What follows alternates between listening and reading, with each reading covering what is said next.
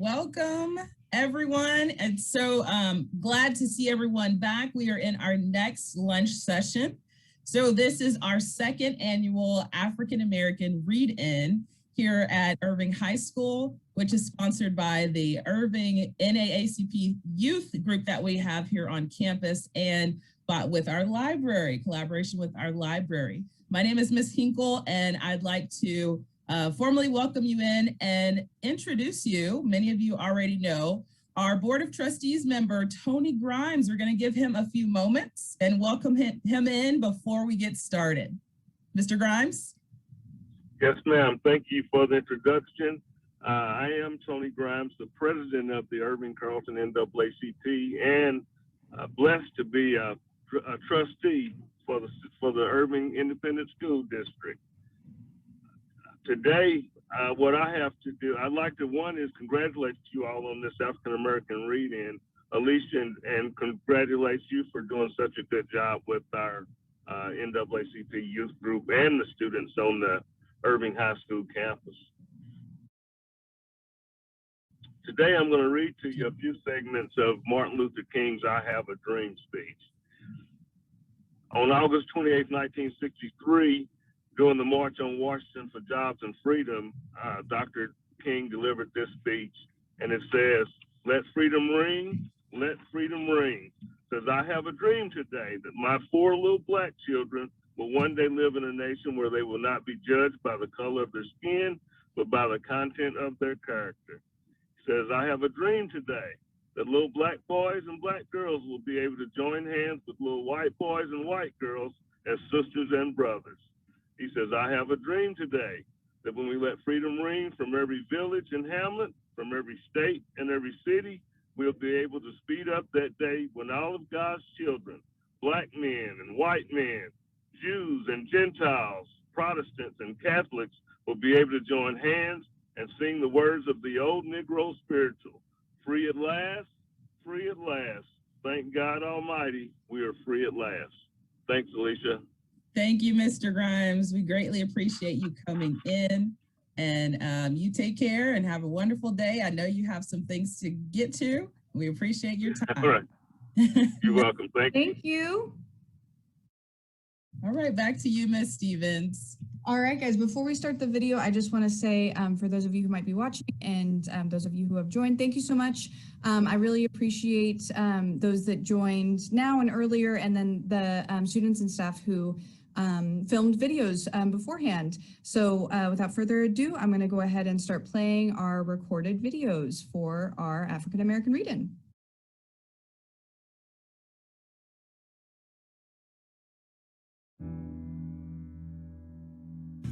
What happens to a dream deferred? Does it dry up like a raisin in the sun? Or fester like a sore? And then run? Does it steak like rotten meat? Or crust and sugar over like a syrupy sweet? Maybe it just sags like a heavy load. Or does it explode?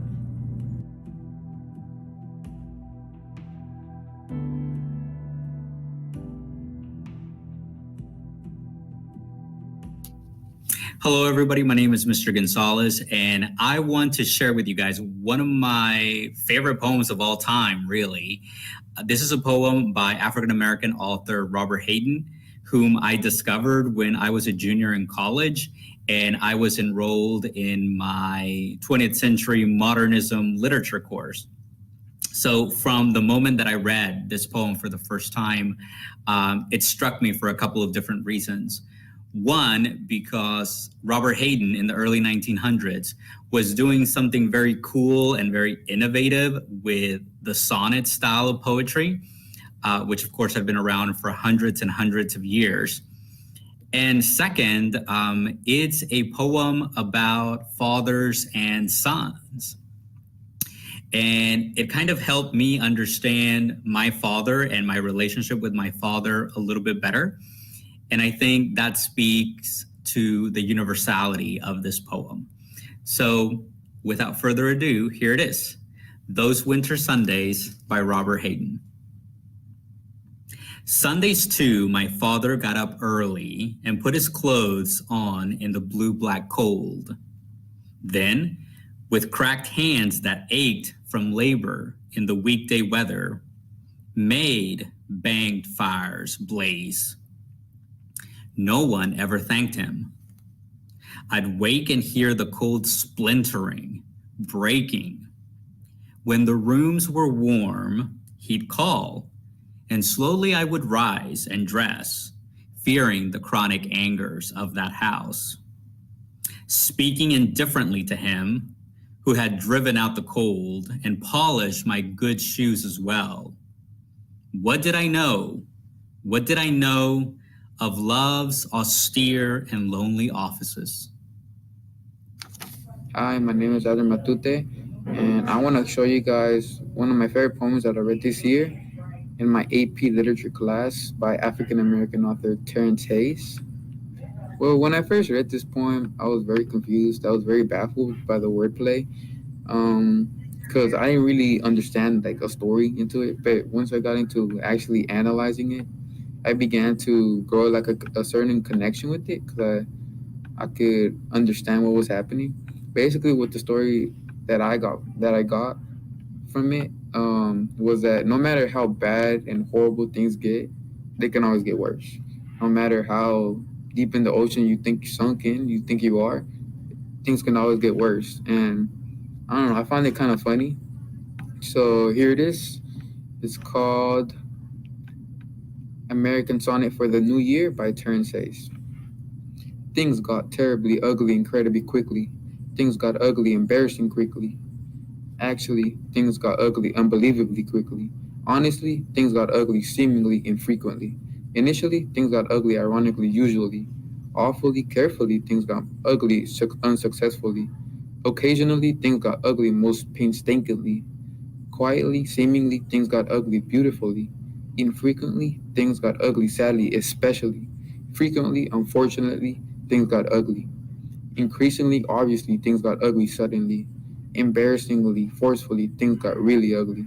Regularly, truly, quickly, things got really incredibly. Ugly things will get less ugly, inevitably, hopefully.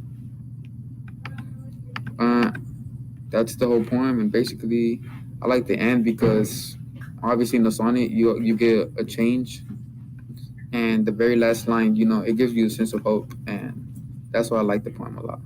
Thank you guys for listening. Hi, I'm Mrs. Jones, and I want to read a little bit from Tony Dungy's Quiet Strength. Those of you who are familiar with Tony Dungy, he was the first African-American coach to win a Super Bowl.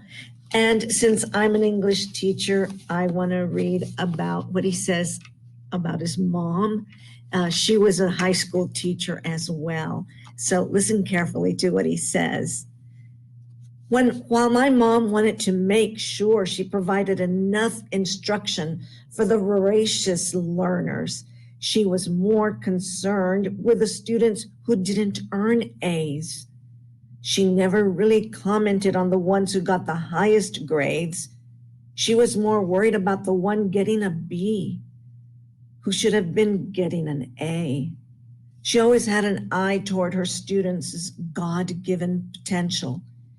In my mom's mind, the burden was hers. How can I make the subject more interesting and keep their attention? My mom wasn't afraid to go against the grain of how things were usually taught if she could come up with a better way to reach and motivate her students. And when she did go against the grain, she always practiced it on us Dungy kids the night before. In football terms, we were her scout team. To braid or not to braid? That is the question. Throughout history, hair has asserted itself as mankind's greatest accessory and its cruelest foe, as a single rogue strand is enough to sink the already weary ship of one's self-confidence. The love-hate relationship between hair and humanity is a tale as old as time, as hair has been manipulated for the practicality and aesthetics of everyday life. As time has progressed, The love affair has grown to include the affections of brushes, bobby pins, blow dryers, and if you're the 80s, so much hairspray. During my childhood, hair was religion. No ritual complete without countless hours being spent crucifying every kink and tangle with the holy trinity of the comb, blow dryer, and my mother's heavy hand. A headache was a guaranteed souvenir of a successful service. And though my scalp would say otherwise, nothing made me feel prettier than a new hairdo adorned with dazzling beads and barrettes that would give Cleopatra a run for her money. But growing up meant acknowledging the thing that I held most dear was seen as an atrocity to the rest of the world. The praise from my friends and family was soon obscured by the poorly concealed disdain from strangers who associated my presence with words like ghetto, nappy, and unkempt. These remarks bombarded my conscience until I wanted nothing more than to trade in my holy cornrows and beads for flat irons and perms, even if it meant that my bumped ends would distinguish me as a James Brown lookalike. Throughout history, the distaste for textured hair has proliferated, as the discrimination has manifested in the political and social hemispheres. In the 18th century, the Tian Law was passed in New Orleans, which required that black women conceal their hair with Tian cloth, as the display was seen as an excessive attention to dress that ultimately disrupted social order. The rhetoric that natural hair is nefarious is further supported by the fact that it is only illegal in 13 out of 50 states to be fired based on hair discrimination. Contempt for black hair remains embedded in society, as it is portrayed as an abnormality that needs to be straightened, both figuratively and literally, to appease societal norms. Natural hair remains forbidden in corporate spaces, as the sight of a single braid or dreadlock is enough to discredit one's academic or professional abilities. Within the black community, hair is more than an accessory. It was the way in which early African civilizations conveyed their tribal affiliation and status. It was a means of transportation during the transatlantic slave trade when braids were used to hold sustenance, and it was a symbol of rebellion during the civil rights era when black people disregarded societal norms and beauty standards by allowing their hair to defy gravity.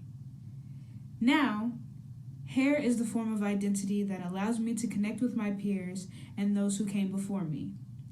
And yet, in a society that strives for progress with ardent fervor, the freedom of self-expression remains bound by the willful ignorance of those who cannot understand the reality of people who look like me. Hair is more than what grows on your head. It is a tangible extension of who you are and where you came from. I'm going to read to you from Jacqueline Woodson's Another Brooklyn. For a long time, my mother wasn't dead yet. Mine could have been a more tragic story. My father could have given in to the bottle or the needle or a woman and left my brother and me to care for ourselves, or worse, in the care of the New York City Children's Services, where my father said there was seldom a happy ending. But this didn't happen. I know now that what is tragic isn't the moment, it is the memory. If we had had jazz, would we have survived differently?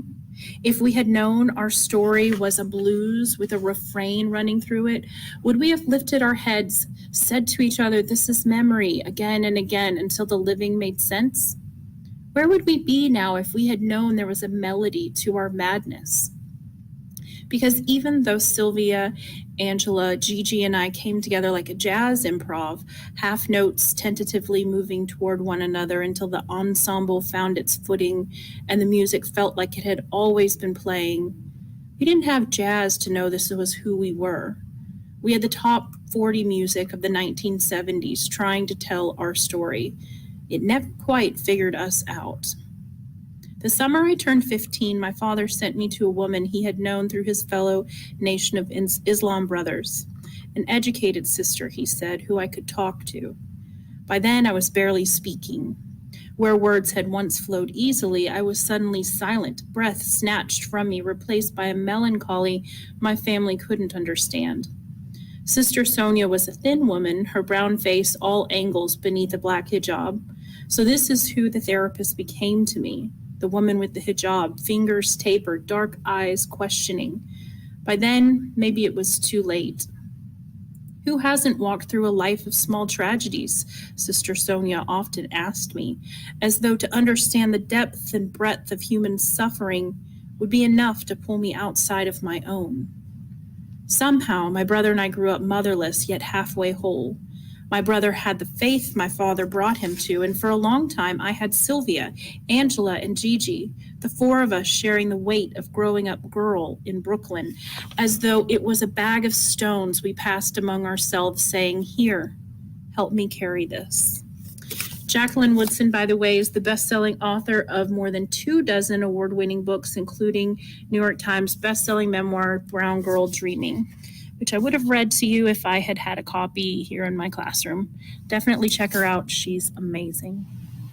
Hello, this is Miss Vinson, and for African American Read-In, I would like to share with you one of the most amazing openings in literature that I've read, and it is from Ralph Ellison's Invisible Man.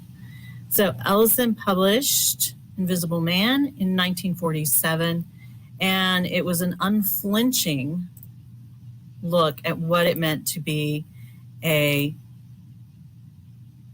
Black male in America. And so these are his opening paragraphs. I am an invisible man. No, I am not a spook like those who haunted Edgar Allan Poe, nor am I one of your Hollywood movie ectoplasms. I am a man of substance, of flesh and bone, fiber and liquids, and I might even be said to possess a mind. I am invisible, understand, simply because people refuse to see me. Like the bodiless heads you see sometimes in circus sideshows, it is as though I have been surrounded by mirrors of hard, distorting glass. When they approach me, they see only my surroundings, themselves, or figments of their imagination. Indeed, everything and anything except me. Nor is my invisibility exactly a matter of a biochemical accident to my epidermis. That invisibility to which I refer occurs because of a peculiar disposition of the eyes of those with whom I come in contact, a matter of the construction of their inner eyes, those eyes with which they look through their physical eyes upon reality. I am not complaining, nor am I protesting either. It is sometimes advantageous to be unseen, although it is most often rather wearing on the nerves. Then, too, you're constantly being bumped against by those of poor vision. Or again, you often doubt if you really exist. You wonder whether you aren't simply a phantom in other people's minds, say a figure in a nightmare which the sleeper tries with all his strength to destroy. It's when you feel like this that out of resentment, you begin to bump people back. And let me confess, you feel that way most of the time. You ache with the need to convince yourself that you do exist in the real world, that you're a part of all the sound and anguish, and you strike out with your fists, you curse and you swear to make them recognize you. And alas, it's seldom successful. Hi, my name is Ruby Martinez. I will be reading a short excerpt from the short story by Alice Walker called The Flowers. By 12 o'clock, her arms laden with sprigs of her findings. She was a mile or more from home.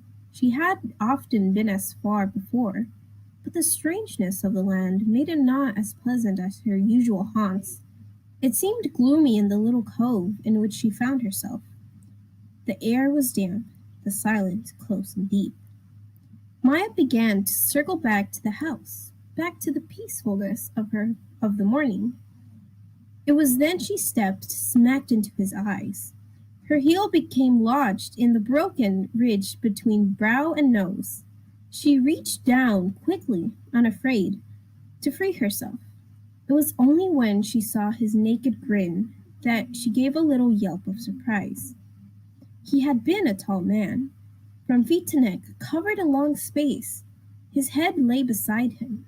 When she pushed back the leaves and layers of earth and debris, Mayab saw that he had large white teeth, all of them cracked or broken, long fingers, and very big bones.